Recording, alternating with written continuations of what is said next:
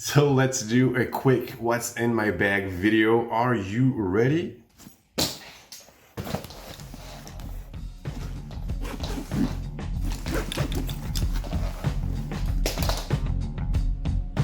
Yeah, that's it.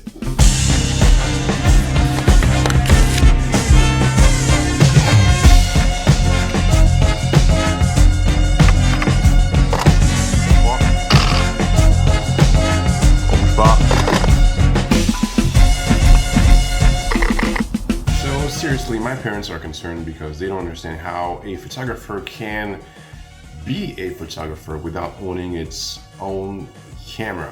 Yeah, it's been 4 months now that I've been renting my gear or borrowing it, or on loan if you will, and it's been great so far. So it all started 3 years ago while I was traveling. I didn't want to travel with too much gear, and of course, could be quite painful going through airport security, pre-boarding. All the pre-boarding process is a pain, and you want all these things to go quickly. So I was wondering if there was any way for me to travel for a shoot without having too much gear with me. You know how it is, they open all your bags and they ask you tons of questions, and I just don't want to go through that anymore. And of course, I carry everything with me on board, no check bags, because you know how they can handle your gear. So for me, back then, the solution was simple. I would rent my gear once I'm in whatever city I'm in, and I would only carry with me a few accessories, batteries, maybe a lens or two,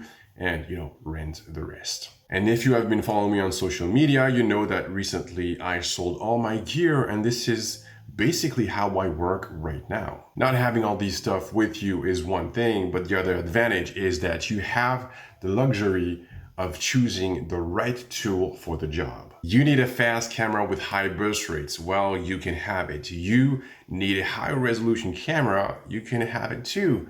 There is no perfect camera out there, and you know how hard it is to find a all-rounder. Now you can have fun, test a new camera, a new brand. You can even rent your dream camera, a medium format, and impress your friends. I've been using Canon gear for 7 years now, and since I'm familiar with their system, I usually rent Canon gear.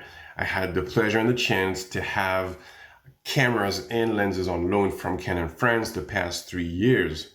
Thank you, Canon. Depending on the project, recently I've used the Canon 5D Mark IV, the EOS R, and even the 1DX Mark II. You've seen me with the 1DX Mark II in a previous video during this festival, this hip-hop dance festival, with all these fast-moving dancers, unpredictable dancers. This camera was perfect for that job. I also used it for a couple of private shoots, private sessions, but this wouldn't be my go-to camera for this kind of work.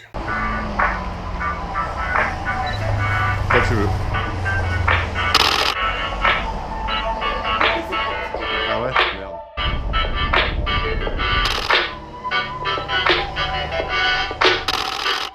Regarde, je me fais le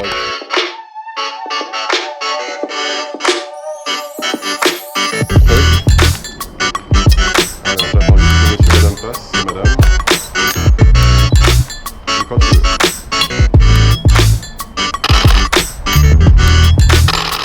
Et on enchaîne dessus.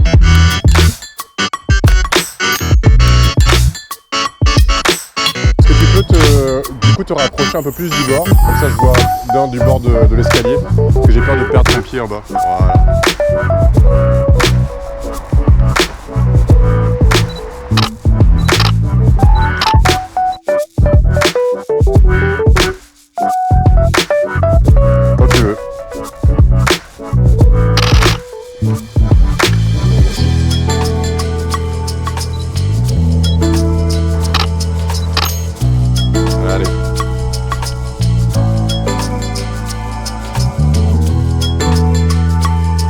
Allez, c'est parti. Merci. Alors, est-ce que je peux mettre un tout petit peu le menton? On va dégager les cheveux. Merci. Nickel.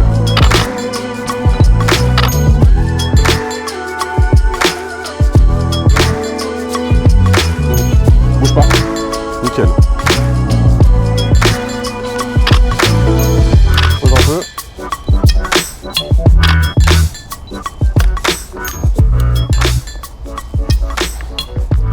Yes. Laisse-moi voir ça déjà.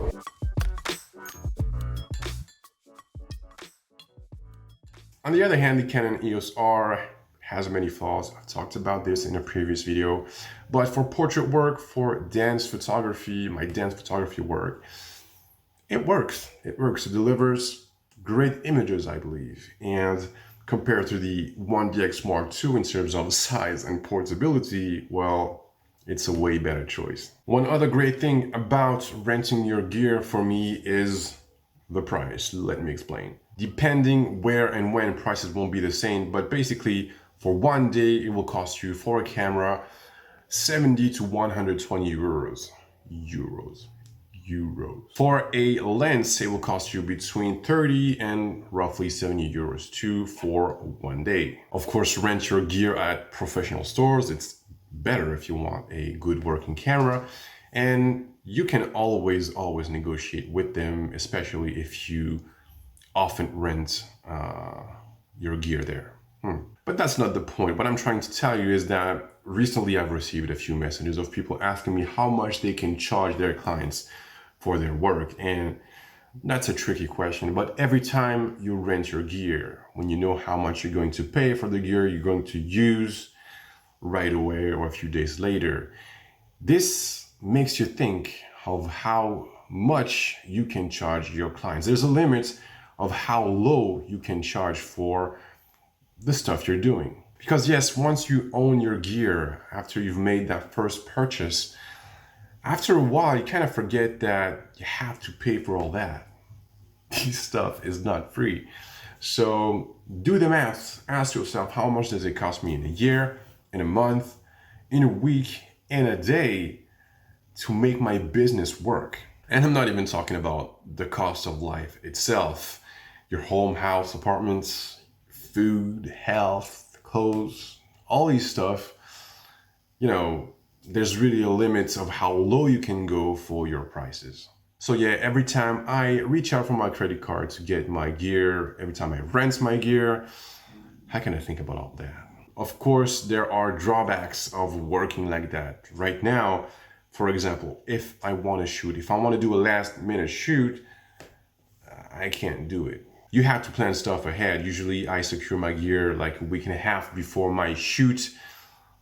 Yeah, that's basically it. If I want to make sure that I get the right gear for that specific shoot. Unfortunately, sometimes in some cities and stores, you are limited in your options. The big names are always present, Nikon and Canon, and sometimes you can find Sony's camera or Panasonic's. And last but not least, very important, although I like the fact that I'm not carrying all this gear with me, you have to include in your plannings enough time to get your gear and of course to send it back. I've been in situations where the store was very far from my photo shoots, so that means extra costs and of course less time for other things. Freedom has its price, so that's why I will still work like that during all summer, but I guess maybe in September or October I'll invest in the new system.